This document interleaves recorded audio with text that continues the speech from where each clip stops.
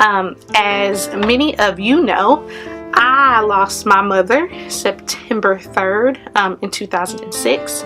So I have gone 11 Mother's Days without my mom. And so today I just wanted to come on camera and just share some insight and also encourage the people who are grieving. I love a good celebration, and again, I think we should celebrate people every day, but especially on days that are national holidays, right? Everyone wants to be celebrated when everyone else is being celebrated. But I also know that this holiday can be hard for many people for many different reasons, and so I'm going to talk about that hardness from losing a mother. But there are women who struggle with Mother's Day because they have not been able to conceive. There are women who struggle with Mother's Day, and men who struggle with fathers who struggle with Mother's Day because they have lost children. Yeah, so I do want to acknowledge that hurt and that grief. That is not something I'm currently experiencing, but I also wanted to share my experience of just being without my mom on Mother's Day. So I don't know if you guys can see this picture. I'll also put some pictures of this beautiful lady here, but this is the obituary for my mom's funeral. I've kept it since I was 15, and there was a time where it was really hard for me to see this piece of paper and to acknowledge that that piece of paper was real and that it changed my whole life. And by the grace of God, that is not the case anymore. But I also want to acknowledge that there are people who may have lost their mothers last week. There are people who may have lost their mothers last year. There are people who are potentially like me who have not had their mothers in their lives for over a decade. And there are people who have gone longer without their moms, right? There are people who never met their moms. There are people who haven't had that motherly love extended to them from their moms. And this day could be a hard day. And so today I specifically wanted to talk to those people. First, I want you to hear me say that it is okay to be sad. It is okay to grieve. It is okay to mourn any day, but even on today, it is okay to. There have been mornings, like throughout my years of not having my mom around to celebrate on Mother's Day, there have been mornings where I just woke up sad, right? And I had to be honest with that. And it was okay for me to be sad because I lost someone who was important to me.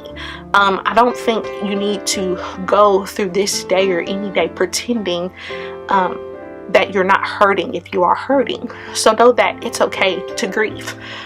Also remember that grief comes in waves. My friend Jocelyn talks about this a lot. Grief comes in waves. So you may feel happy in one moment or one day, and the next day you may be sad, you may be angry, you may be disappointed, and you may be happy again. And that can happen over 30 minutes or that can happen over 30 days, right? And so just be mindful that it is okay to grieve, and your grief may come in different waves. I also just want to share with you that it is okay for you to remember and celebrate your mom who is no longer with you. Remembrance is biblical, right? We see in the Bible all the time where God is saying, do this in remembrance, right? Lay these stones of remembrance. And I think part of us honoring our mother, as it says in Exodus 20, is to remember her and to think about those joyful moments you had, or the things that she instilled in you that made you the man or the woman that you are today. I think that is a gift, and I think it's also a good thing to share those memories with others. I don't think that I have a friend that can't tell you something they've learned about my mom from me. Whether that's a funny story or whether that's just me saying how she raised me up or just anything. There's not a story. Every person who's important in my life now can tell you something they've learned about my mom from me, and that's because I think it's important for them to know who she was, even though they'll never meet her, right? Sometimes I consider my future, and if God wills it so that I will have a husband and we will have kids, I want my kids to know about the grandmother that they'll never meet. And you know, sometimes that's hard to think about, but I think about ways that I can let them know who she was. And I think about ways that I want to remember her, you know, 10 years from now and 15 years from now and for the rest of my life. And I think that there's something biblical about that. And God tells us to do things in remembrance, to honor our mothers and our fathers. And I think part of doing that is remembering who they were to you and what they instilled in you. And share that. Along those lines, I think that it's a good thing to just share with people how you are feeling, or if Mother's Day is uncomfortable for you, if it makes you sad, tell someone who's close to you, at least one person. Because I've gone so many years without my mother, now I receive text messages from friends just to say, hey, I'm thinking about you. Or, hey, how are you doing? You know, and I'm praying for you today, right? Just things where I'm like, man, you know, I am bummed, but there are people who care about me. There are people who realize that my grief is real and my grief matters to them, even though they're celebrating, right? They understand that that's hard, and I'm seen. I don't have to be some motherless child in the shadows, but I'm seen. My grief is seen. My sadness can be seen. I can mourn. I can be happy, and people are going to be there to do that with me. Even this morning. So this morning I got a text around 7 from my friend Amanda, and she literally just said, hey Rose, thinking about you, praying for you. I know today might be hard. Actually, might even show y'all the text because I could do that. Liz Wilson, a mother who I just respect so much and care for so much, gave me a hug and was just like, I know this day might be hard for you and I love you. And she just wrapped her arms around me. She was like, I love you. And she said it multiple times because she wanted me to know that I was loved. And had I never expressed that I struggle with holidays like this or things like this when it comes to my mom, then people would not be able to come alongside me or comfort me. And I understand you might not want everyone in your business, or you might just want to be left alone. But if I'm honest, that idea that you need to grieve alone is not from the Lord. It's not. You don't need to. You don't have to. We see in Romans 12 that, like, God says, rejoice with those who rejoice and mourn with those who mourn. So he's telling people, come alongside these folks, do life with them, right? And so I just don't think you need to do that alone. I also think that it is a good thing to celebrate women in your life who have filled in the gap in the absence of your mom. I know God believes in substitutes. You can't tell me God don't believe in substitutes. He sent Jesus because he believes in substitutes. Jesus was a substitute for you. But I know God has strategically placed women in my life to be a mom to me, to give me motherly love. Whether that's Miss Jackie, this woman is like my first Memphis mom, or Gail Alverson, or Linda Gilbert, Kathy Ward. Geez, I feel like I can name so many women who have just stood in the gap for me. So don't get offended if I didn't name you, because I love you and you have been there for me, and I feel that, you know, just all the women. So thank y'all for that. But don't get mad at me because of my brain. You see what happens?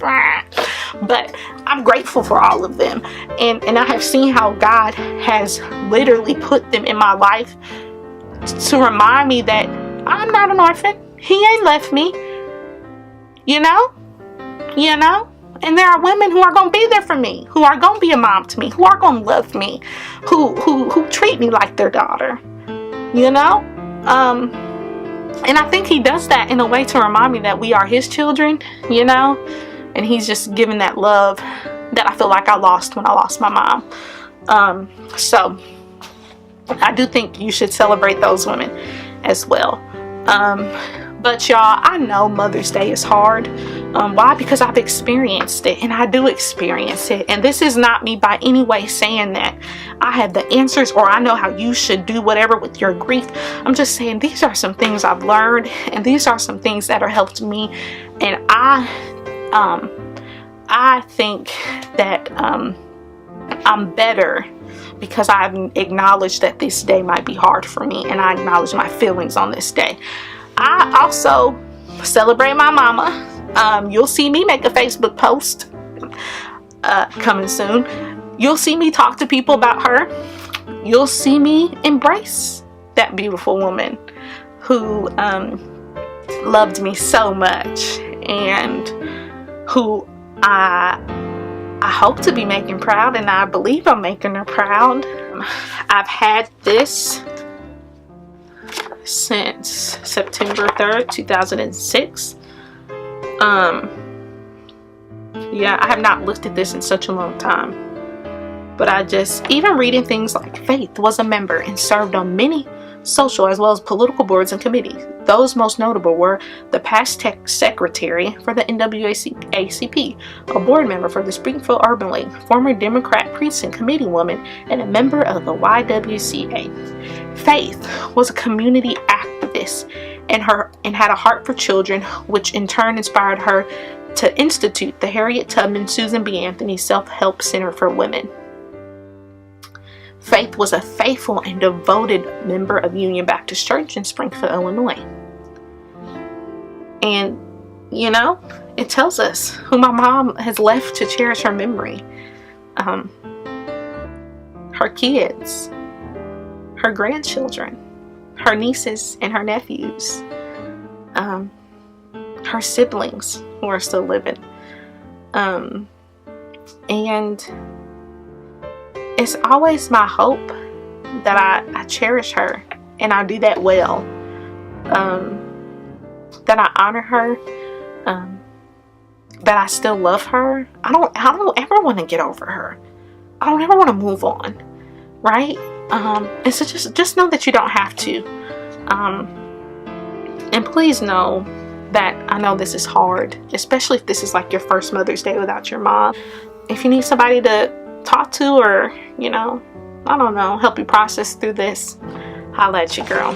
But yeah, it's my goal that every Mother's Day that I'll just find a way to honor my mom and honor the women who have stood in the gap for me, and I hope you do the same.